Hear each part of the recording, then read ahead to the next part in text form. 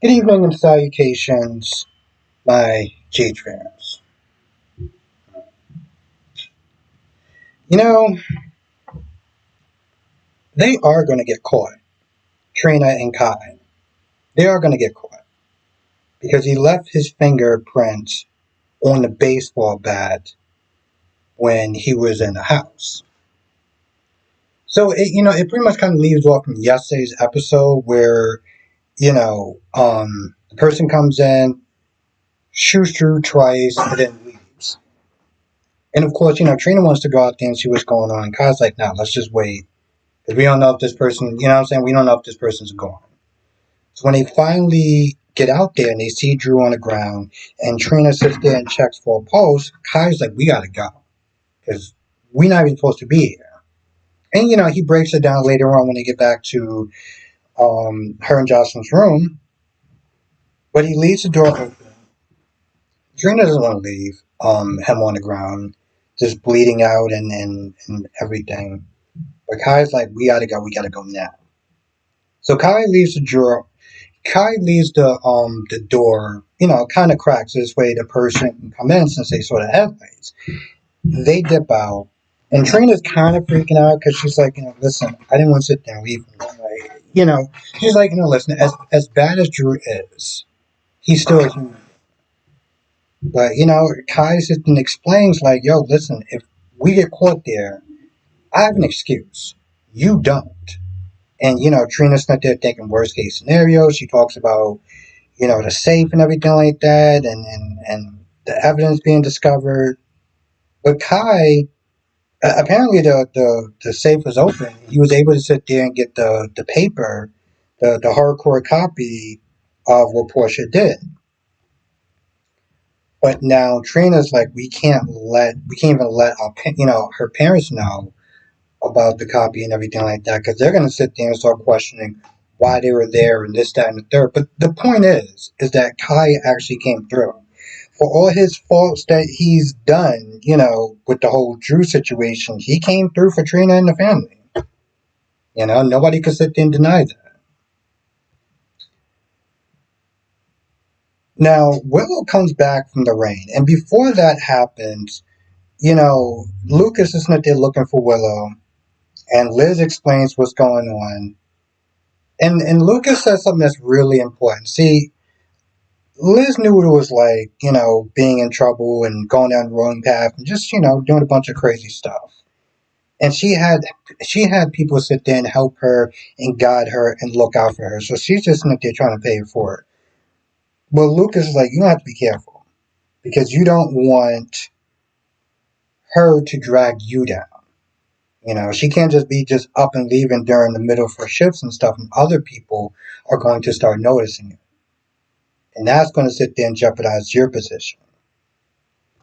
Now she comes back and, she's soaking wet and stuff. And, at some point, Chase tells her that Drew's been shot and she faints. Right? And she gets up and she's all like, how is Drew? Is everything going on? And, talks to Lucas and stuff who is scrubbing in to do surgery. Now, unfortunately, Drew made so many enemies that, like, obviously him and eventually Portia and Liz shouldn't be working. Well, he didn't actually cross the line with Liz yet, but like Portia and Lucas should not be working on Drew. Now, Portia was seen in bed with Isaiah before she got the call. When she got the call, Smith is saying there's a VIP there, you need to be there. Since, apparently Terry didn't answer the phone because, Terry is in the attic with, pretty much all the other characters that they don't really use. But yeah, so she wanted going in and she finds out that Drew's been shot. And, while they're waiting for somebody else to sit there and scrub in, Portia's like, nah, don't worry about that. I'll do it. Because at this point, Drew is in danger of being paralyzed since he got shot in the back twice. Twice. He got shot in the back. Um, so that happens. Now, when Kai and Trina leaves, Tracy's the one that opens the door, finds Drew, calls the cops, and she wants to go to the hospital with him, but Anna and Dante have questions and stuff.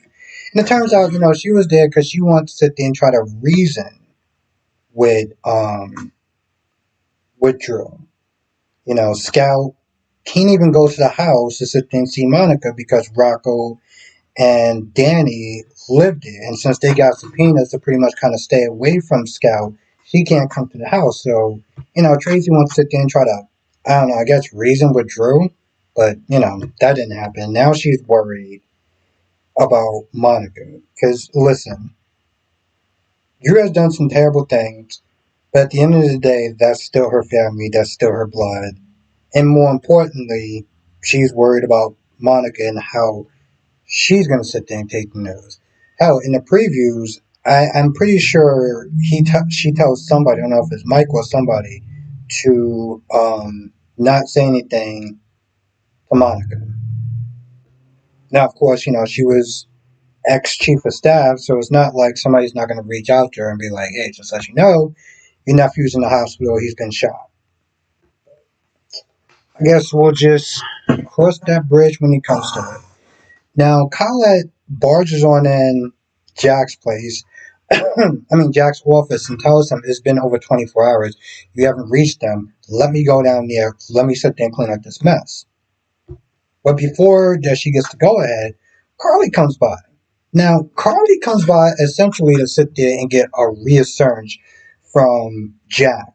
Because, she goes over there and she's like, I had a bad argument with Drew. There was one point that I loved him. And, clearly I didn't know who he was. So if I misjudged Drew, then I could have possibly misjudged you. Now, ultimately, she did sit there and misjudge him, but she pretty much wants an assurance to sit there and say, you're not a bad guy, you're not gonna sit there and hurt me and lie and deceive to me or anything like that, right? And I'm kind of just like, why? It's like, why would he sit there and tell you, you're right, I am going to deceive you. Like if you're dating somebody who is a liar and deceives people, do you really think they're going to sit there and tell you the truth? So I kind of was just like, I don't know. Part of me just felt like that was kind of a dumb scene when you really sit there and think about it. I understand that she was emotional, but girl, you going up to somebody to sit there and ask them, are they a liar and have they been lying to you? The fuck you think they're going to sit there and say? Like, I don't understand that. He reassures her, I guess, but it just seemed like such a dumb and unnecessary scene. It really did. Now Brit walks in and sees Vaughn and Jocelyn again, right? And they're asking these questions: did you fake your death? What's going on? This, that, and the third. What I'm surprised about was she saw them the first time and she left, and Vaughn was like, "Oh, that's just like Faison's daughter sit there and do something like that to us." If you're going to call Jason, and she does call Jason, if you're going to call Jason, why did you not do that first? Right? Like, part of me's like, why do you just not do that first?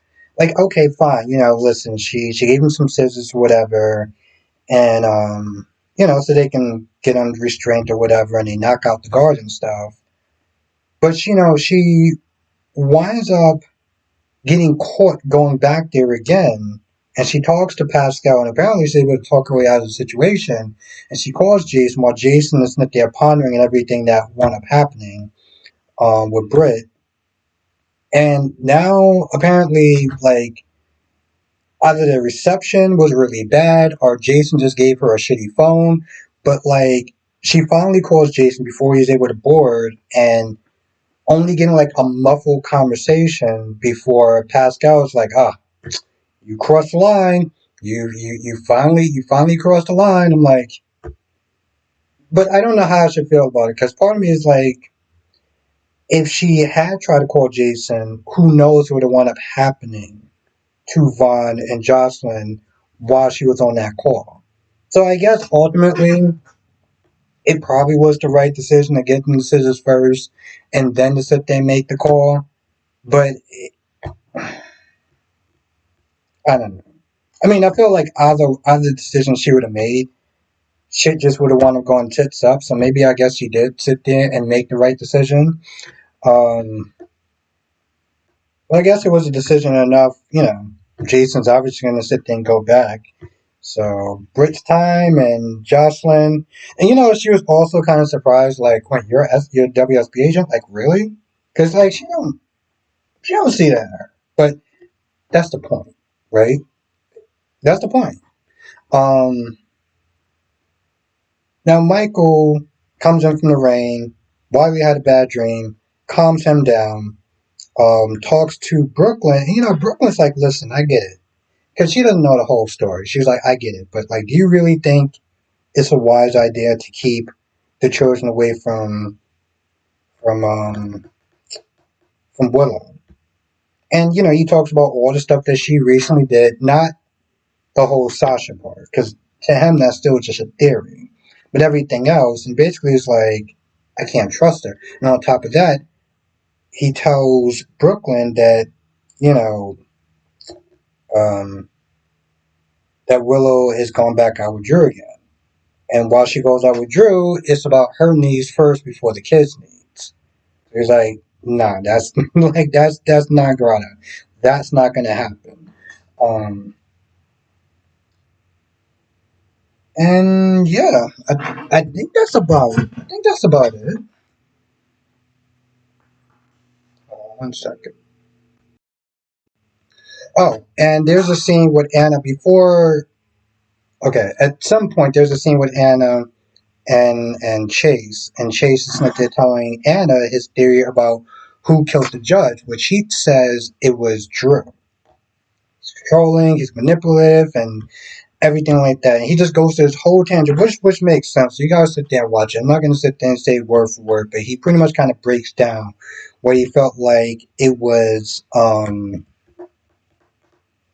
while it was Drew that took out the judge. And part of me is like, even Anna was like, but why would that, like, if he's trying to get back her kids, why would he sit there and kill the judge? I don't know, the way that Chase broke it down, I was like, I guess that makes sense. I know a lot of people went to saying that Willow was the one that shot Drew. She just came back from outside in the rain, but I don't know. I'm gonna be honest, I have no idea who it could be. Here's one point when Carly finds out, because Anna does call Jack and tells him about the shooting of Drew. And, Jack is like, well, it's a good thing that you were with me all night. She wasn't with him all night, but I'm pretty sure that's what he's going to sit there and say if the cops sit there and questions Carly. And, there's a point where I think Nina is talking to Willow, and Willow's like, how do you know that Drew got shot? You know? Like, how would you know that? Because even Trina was not there looking on social media and not finding anything about a congressman being shot. And yeah, that shit would have been like right there. Like, it would have been on everybody's phone, everyone's social media blowing up. Like, YouTube would have sat there and recommended it. Trust me. Um, yeah, I feel like that's pretty much about it. Anyway, if I missed anything, write in the comment section below. Come to the live stream tonight, 8 p.m. Eastern, 5 p.m. Pacific. I'll be sitting there talking about all the shows. You know what they are, and I'll see you in the next video.